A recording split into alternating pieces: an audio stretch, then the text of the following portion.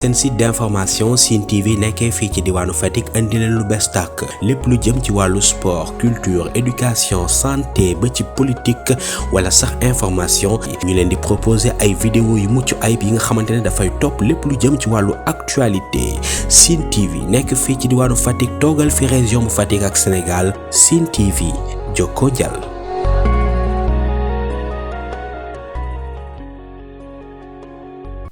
Donc le programme a pour but d'accompagner 700 bénéficiaires, des bénéficiaires qui sont dans l'agriculture avec Grand A. Et ils ont suivi premièrement une formation en renforcement de capacité et en gestion et management. Donc après, parmi les 700, il y a eu 137 qui ont été financés par la DER. Ensuite, il y a eu 50 qui ont été tirés, puis qui ont été accompagnés durant un programme d'accès au marché via le digital, qu'on appelle le D4D. Qui est un programme complémentaire au PRSA. Donc après ces 50 bénéficiaires qui ont été choisis, c'est eux qui sont venus participer au concours qu'on a fait aujourd'hui et hier. Donc après ces concours, avec les membres du jury, on a choisi parmi ces 50. Il faut savoir qu'il y a 25 ici et 25 à Saint-Louis. Donc c'est des programmes qui se passent simultanément en fait. Donc actuellement à Saint-Louis aussi, il y a eu 8 qui ont été sélectionnés là-bas. Ici, il y a eu 7 qui ont été sélectionnés ici parmi les champions. Donc au total, ça fait 15. Donc c'est ça en quelque sorte le programme. Et ensuite, les 15 qui ont été sélectionnés vont être accompagnés encore. Capacité en tout ce qui est soft skills, développement personnel pour renforcer. Soft skills, c'est tout ce qui est développement personnel, tout ce qui fait que les compétences d'un entrepreneur en tant que proprement dit, en fait. Donc c'est ça on va faire après. Et ensuite, il y aura 10 encore qui seront tirés des 15 qui vont être capacités en tout ce qui est technologie de pointe. C'est-à-dire aujourd'hui, on parle de l'agriculture, on parle de l'élevage, on parle de tout ça. Mais il faut savoir que le digital aussi, c'est un atout pour le futur. Il faut toujours penser demain, il faut toujours penser digitalisation. Parce qu'aujourd'hui, comme j'ai dit tantôt, tout à l'heure, dans la salle avec les bénéficiaires, il y a le fait que tu peux être, par exemple, à Dakar et puis gérer tout ce qui est activité dans la région. Tu peux être à Dakar, contrôler si tes plantes ils sont bien, si la terre, le rendement de la terre elle est bonne, si la terre elle est bien humide, tu peux déclencher ton arrosage automatique depuis là où tu es. Ce sont des atouts aujourd'hui qu'on doit intégrer dans nos activités, surtout l'agriculture, l'élevage et tout ce et consorts. Comme j'ai dit tout à l'heure, ce sont des bénéficiaires qui sont dans l'agriculture, avec Grand A. Ceux qui font la pisciculture, l'aviculture, l'élevage, la pêche, etc. Voilà. Le fait, il faut savoir que le digital il est transversal déjà. Donc en premier lieu, on a fait une formation des 50 bénéficiaires en tout ce qui est accès au marché via le digital. Donc juste ce volet permet aux bénéficiaires d'avoir un plus grand marché, d'avoir de faire plus de ventes et ainsi de suite. Donc l'autre côté aussi c'est quoi?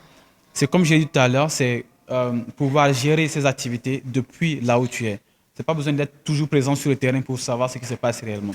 Tu as des caméras, tu as des capteurs, tu as des capteurs d'oxygénation pour la pisciculture, les poissons et tout. Tu as capteurs pour les rendements, pour voir si le sol a assez de pesticides, s'il y a assez d'eau dans l'eau, la terre est assez humide et tout ça. Donc c'est ça l'importance du digital parce que demain, toutes les activités qui se feront seront digitalisées. Donc je pense qu'aujourd'hui, le Sénégal doit se mettre dans une position où il doit concurrencer pas avec les Sénégalais, mais avec les gens qui sont devant nous, avec les pays qui sont devant nous. L'idée du concours, c'est de tirer parmi les bénéficiaires qu'on a accompagnés des champions. Eux tous sont des champions, mais il y a des critères de sélection suivant là où on veut les prendre et là où on veut les amener aussi. Donc selon avec ces faits, on a choisi 15 bénéficiaires, comme je disais tantôt. 7 ici et 8 à Saint-Louis.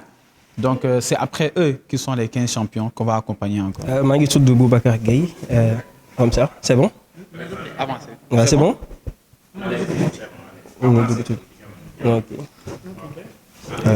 Boubacar Gueye, je suis gestionnaire de portefeuille au niveau de la DER. Wow, depuis démb ñi ngi fii dajale fii ay bénéficiaires yu bëri nga xamante ni ñi ngi leen tànnee ci bu njëkk 700 la ñu woon balaa ñuy egsi fii. Donc ci 700 yi ñu tànn ci 137 ci 137 yi tey ñu dajale ci fii 25 voilà donc li ñuy def fii nii moom la ñuy def Saint-Louis aussi am na beneen équipe bu fa nekk bu nga xamante ni DER la suñu partenaires yi nga xamante ni Luxembourg lañ ak waa CETIC ñi nga xam te ne ñoom ñoo gérer wàllum formation bi. ñu ngi ci tànn 25 yi ñu leen doon évaluer ci ñaari fan yii nii pour xool exactement seen projet fu mu toll pour jël ci ay champion donc champion yooyu noonu ñu tànn ci nag ñu war leen a joxaat benn accompagnement supplémentaire ngir aujourd'hui seen liggéey gaa di gën a jëm kanam mais également rendement bi nga xam te ni mën nañ ko am ci seen activité daal di gën a mën a yokk ñu mën ci gis seen bopp bu baax. effectivement xam nga ni léegi moom wàllum entrepreneuriat lay wax sax wala addina léegi ni muy doxee amul benn domaine bu nga xamante ni rek digital amu ci digital egg na foofu fépp donc agriculture bi ñu boole ko ak wàllum digital ça permet aujourd'hui entrepreneurs yi ñu am ay rendement yu gën a am solo li nga xamante ni xel addina fi mu toll nii noonu lay doxee agriculture de pointe li nga xamante ni tey jii li mu leen mën a permettre ñu def mooy rendement bi nga xamante ni mën nañ ko am type de sol bi nga xamante ni am nañ ko étude de sol yooyu noonu yëpp nga xamante ni léegi c'est à travers des capteurs lañ koy defee arrosage automatique détection des maladies feebar yi nga xamante ni plante yi am nañ ko dañ koy détecter ci ay caméras thermiques bari trouver la solution donc te tout ce système là peut être géré à distance tey jii nii ku ci mel ni ku am champ bu toll nii par exemple 5 hectares donc aujourd'hui nga def le tour champ bi dina compliqué mais maintenant à travers les drones ak des capteurs da ngay toog sa kër di xam li nga xamante ni moom moo nekk sa tool déclencher sa arrosage automatique yooyu yëpp donc bëri na yi nga xamante ni vraiment numérique mën na ko dolli ci wàllum agriculture moo tax ñu ni nañuy accompagner aujourd'hui ces bénéficiaires. effectivement foofu la ñu jëm former nañ leen ci wàllum aspect managérial entrepreneuriat former leen également ci wàllum soft skills mais maintenant li ci topp nag mooy ci wàllum technologie de pointe waaw booy xool sax ñi nga xamante ni nii accompagner nañ leen am na si ñu bëri ñu nga xamante ni pratiquement ñi ngi doon commencer di ci yëngatu waaw mais dafa laaj aujourd'hui ñu gën leen ci dolli bu baax a baax moo tax ñu ànd ak ñoom ci programme bi. programme bi ñu ngi ci ànd ak ambassade Luxembourg waaw donc ci wàllu mise en œuvre accompagnement bi ñu ànd ci ak waa CETIC voilà donc programme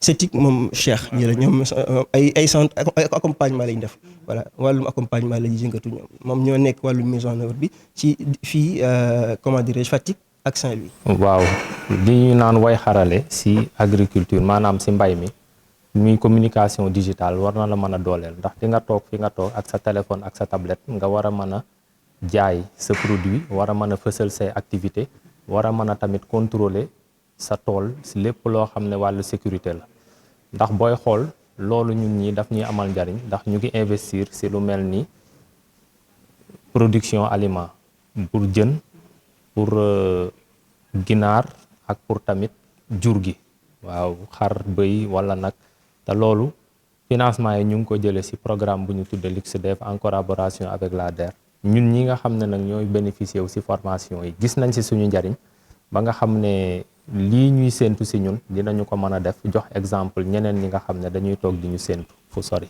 seen site d'information Sine TV nekkee fii ci diwaanu Fatick indi leen lu bees tàkk lépp lu jëm ci wàllu sport culture éducation santé ba ci politique wala sax information ñu leen di proposer ay vidéo yu mucc ayib yi nga xamante ne dafay topp lépp lu jëm ci wàllu actualité Sine TV nekk fii ci diwaanu Fatick toogal fi région bu Fatick ak Sénégal Sine TV jokkoo jàll.